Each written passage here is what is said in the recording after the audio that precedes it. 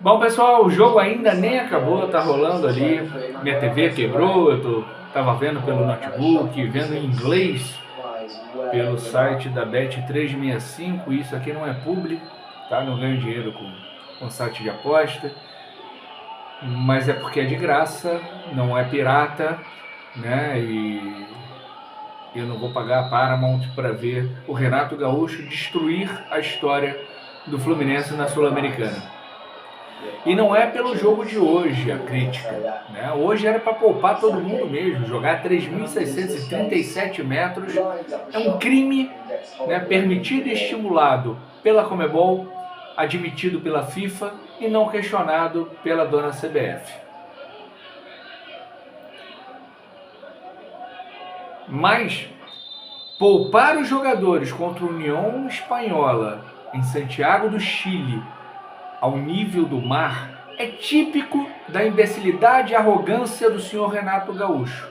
É um jogador espetacular, um ídolo como jogador, né, autor do gol de barriga em 95, que a gente nunca vai esquecer e sempre vai ser grato, mas que como técnico é uma aberração, mais uma aberração gaúcha, sem nenhuma xenofobia ao Rio Grande do Sul, mas mais uma aberração gaúcha, né, como é Mano Menezes, como é Renato Gaúcho. O Fluminense não precisa de um técnico que decidiu não trabalhar em Santiago do Chile.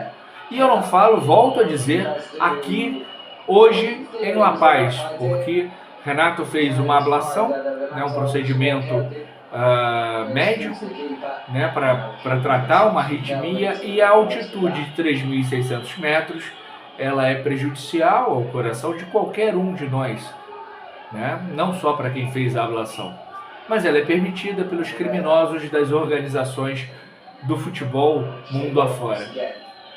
Então hoje era para poupar sim, hoje era para botar o subzigoto, hoje não era para ter Bernal, Hércules, não era para ter Thiago Santos, que está sempre jogando, Guga, sabe? Era para ter a molecada de Xerém lá. Perdeu, não tem problema.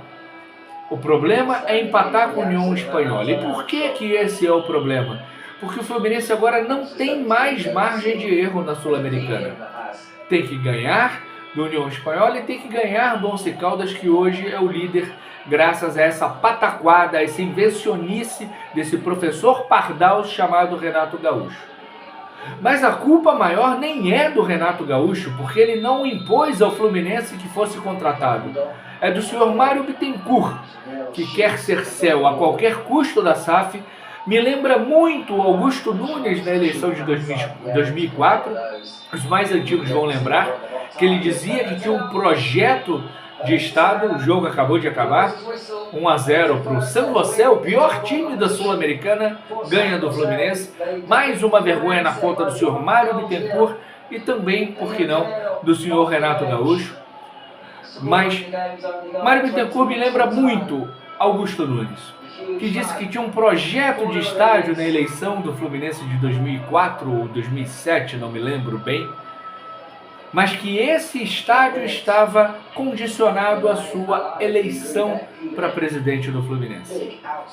Me parece muito isso, embora o Mário não tenha dito isso especificamente, como Augusto Nunes disse naquela época.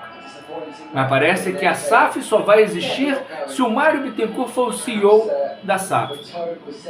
E Mário Bittencourt, CEO da SAF, significa a falência do Fluminense.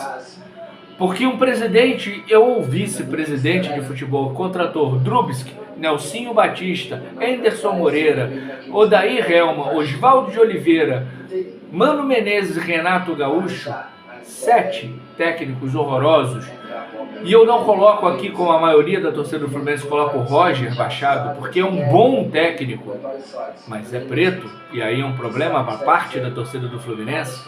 E o Diniz salvou o Mário Bittencourt, né? Porque tanto o Abel quanto o Diniz foram contratados para serem escudos. O Abel porque mata no peito pela história dele no Fluminense, e o Diniz também mata no peito, mas é aquela coisa, se deu errado, a culpa é do Diniz, ele joga de um jeito diferente, tentamos, arriscamos e deu errado, mas deu certo. Ganhamos a Libertadores, ganhamos o Campeonato Carioca, ganhamos a Recopa e o Diniz salvou o senhor Mário Bittencourt. Chega, não dá mais. Não dá mais para ficar contratando técnico incompetente para o Fluminense. O Fluminense tem um elenco bom, não é um elenco maravilhoso. Até porque se contratou Paulo Baia, René, renovou com o Manuel. Né? Erros crassos da diretoria do Fluminense. Então é hora do Fluminense e da torcida e dos sócios do Fluminense, né, darem a resposta e tirarem esse grupo, né, do Mário Bittencourt. Qual vai entrar? Não faço a menor ideia. Provavelmente vai ser a mesma merda, a mesma porcaria, porque o Fluminense é um condomínio com briga por eleição de condomínio para ter aquela isençãozinha da taxa de condomínio. O Fluminense tem grupos políticos que não trabalham pelo Fluminense, trabalham por si próprios. É uma grande vergonha, né? Perder hoje não é um problema, mas ter poupado contra a União Espanhola é sim uma vergonha absurda na história do Fluminense e com a cara do senhor Renato Gaúcho. Um grande beijo, um grande abraço, uma boa noite, se é que é possível ter uma boa noite, e que o Fluminense vença os seus 2 jogos para se classificar direto, porque senão vai para o play-off contra quem descer da Libertadores e vai ser muito difícil. Bye, bye.